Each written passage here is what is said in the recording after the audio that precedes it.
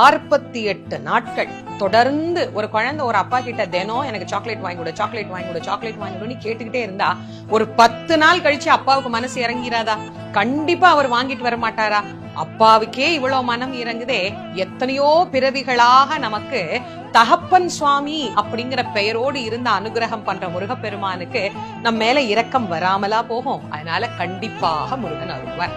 நம்பிக்கையோடு அந்த விரதத்தை நீங்கள் இருந்து பாருங்கள். நிச்சயமாக முருகப்பெருமானுடைய அருள் கிடைக்கும்.